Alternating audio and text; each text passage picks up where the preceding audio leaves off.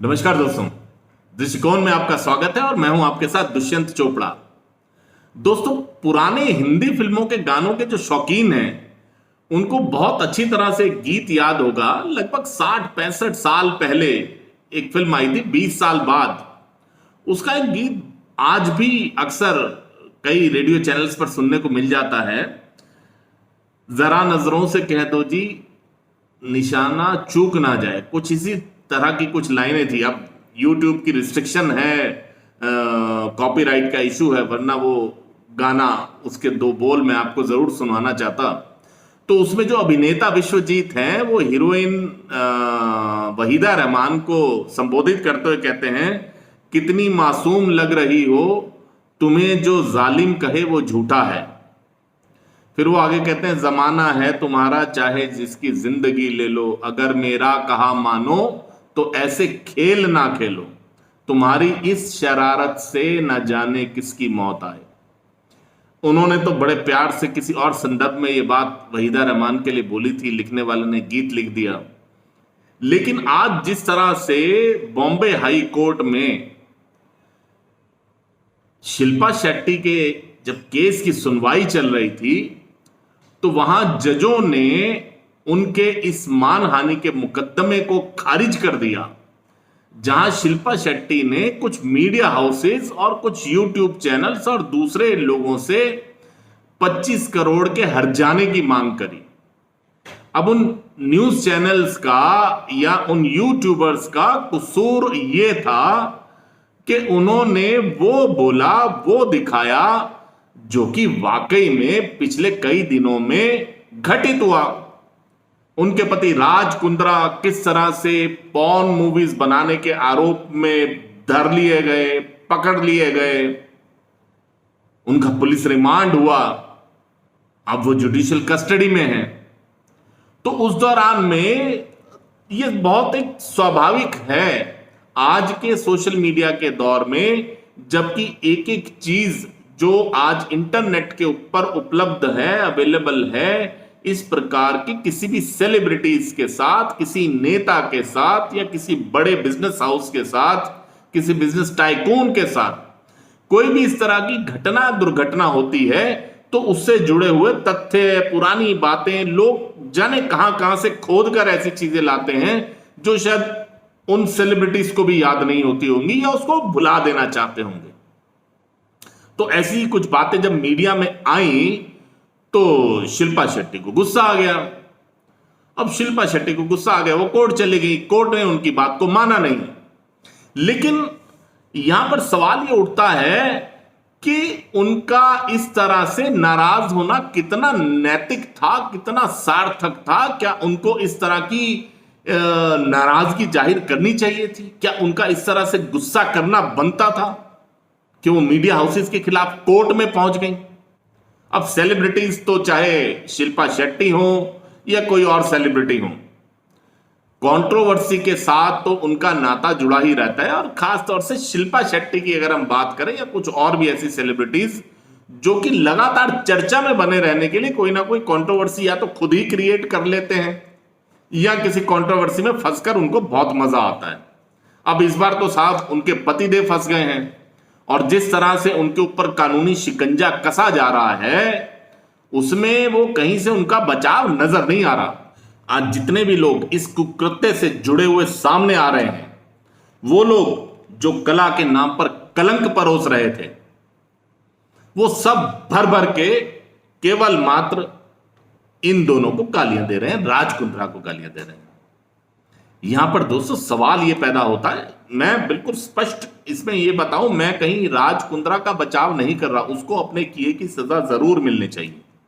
लेकिन आज ये जो कोड़ हमारे समाज में फैल गया है, इसके लिए अकेला राज कुंद्रा जिम्मेदार नहीं है, ये पूरा सिस्टम इसके लिए जिम्मेदार है।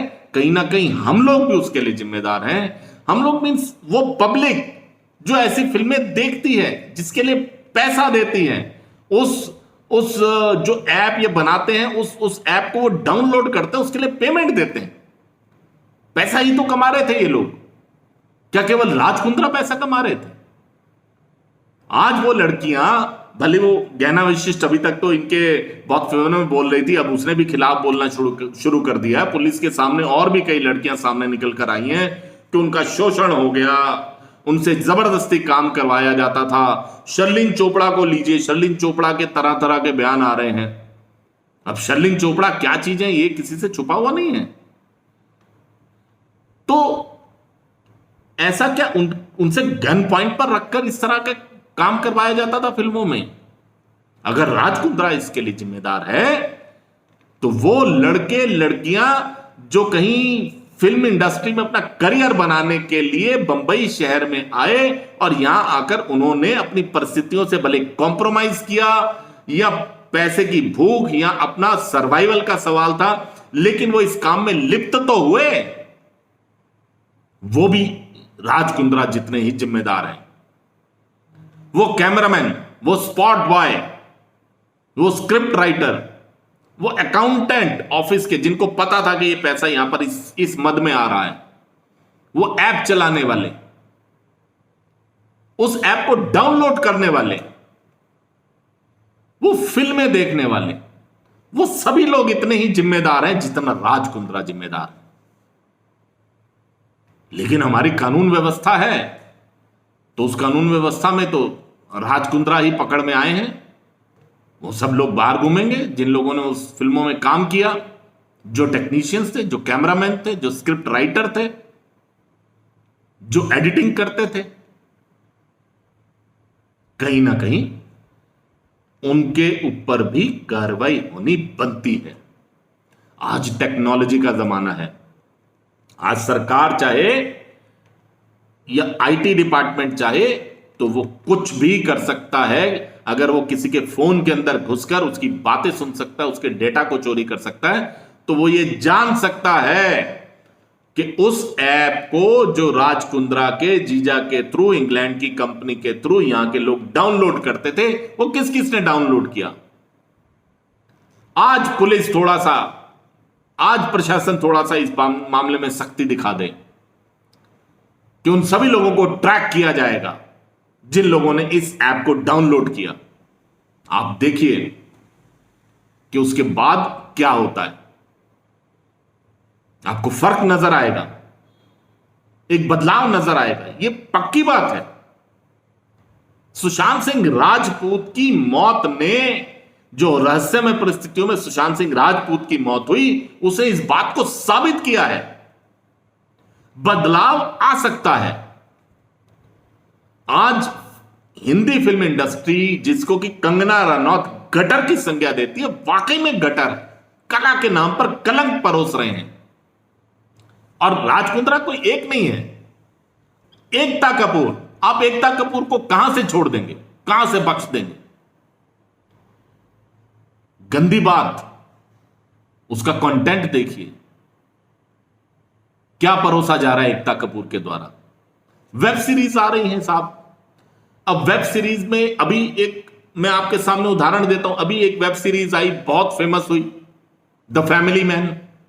द फैमिली मैन में एक छोटी सी 14 साल की लड़की, जो मनोज वाजपेयी की बेटी बनकर उसने जो रोल प्ले किया, वो जब एक मुस्लिम लड़का एक हिंदू लड़का बनकर उसको अपने प्रेम जाल में फंसाता है, और वो उससे मिलने के लिए जब नाइट आउट के लिए जाती है, तो उसकी सहेली का बहाना बनाकर वो जाती है। उसकी सहेली उसको कहती है कि तुम जा तो रही हो, बट यूज द प्रोटेक्शन। मैं मानता हूं कि ये एक अवेयरनेस है और ये अवेयरनेस होनी चाहिए, लेकिन हम समाज को क्या परोस रहे हैं? 14-15 साल की लड़की, वो और उसकी सहेली ये बातें कर रहे हैं कि तुम नाइट आउट के लिए जा रही हो, जाओ, बट यूज द प्रोटेक्शन। लेकिन हम संदेश प्रोटेक्शन का नहीं दे रहे, हम संदेश नाइट आउट का दे रहे हैं। इस बात पर रोक लगाने की जरूरत है दोस्तों।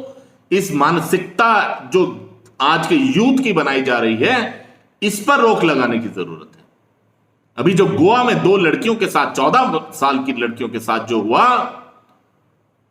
वो भी कहीं ना कहीं इसी का नतीजा है, जो ये हिंदी फिल्म इंडस्ट्री, जो ये गटर, जो कला के नाम पर कलंक परोसने वाले हमारे समाज, हमारे यूथ की मानसिकता को खराब करने में लगे हुए हैं। केवल राज कुंद्रा पर मुकदमा चलाने से कुछ नहीं होगा।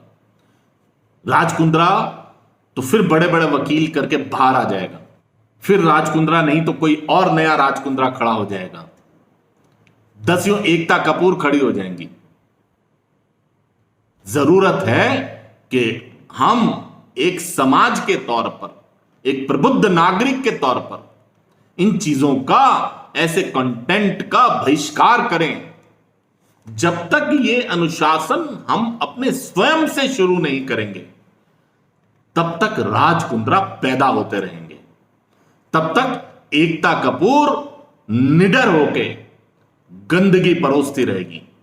तब तक करण जौहर जैसे लोग टीवी शो के अंदर अश्लीलता परोसते रहेंगे। यह फैसला आपको करना है दोस्तों, यह फैसला हमको करना है, एक समाज के तौर पर, एक प्रबुद्ध नागरिक के तौर पर। अगर आपको लगता है कि मैंने जो ये एक नया नजरिया आपके सामने पेश किया है, आप इससे सहमत हैं, तो कृपया इसको एक आंदोलन बनाइए। इस तरह के कंटेंट को ब्लैकआउट करिए, इसका बहिष्कार करने को एक आंदोलन बनाइए। इस वीडियो को वायरल कीजिए। इस वीडियो को अगर आप वायरल नहीं भी कर सकते और आप मेरे इससे सहमत हैं, मेरे मत से सहमत हैं, तो आप स्वयं इसके ऊपर वीडियोस बनाइए, मैसेज बनाइए, व्हाट्सएप करिए, यूट्यूब पर डालिए, ट्विटर पर डालिए, इसको एक आंदोलन बनाइए। कोई नया राज कुंद्रा पैदा होने से आप रोक सकते हैं, कोई नई एकता कपूर खड़ी होने से आप रोक सकते हैं, कोई नया करण जौहर इस समाज को बर्बाद करने से आप रोक सकते हैं। ये आपका निर्णय है, ये आपका फैसला है, ये आपका फर्ज है। मैं आशा करता हूं कि आपको आज का कंटेंट अच्छा लगा होगा। कृपया लाइक कीजिए, शेयर कीजिए और ज्यादा से ज्यादा लोगों तक इसको पहुंचाइए। और आपने अगर तक हमारे चैनल को अभी तक सब्सक्राइब नहीं किया है तो कृपया चैनल को सब्सक्राइब कर लीजिए, साथ वाले बेल आइकॉन के बटन को जरूर दबा दीजिए, ताकि हमारे हर आने वाले कार्यक्रम की सूचना आप तक समय से पहुंचती रहे। बहुत बहुत धन्यवाद।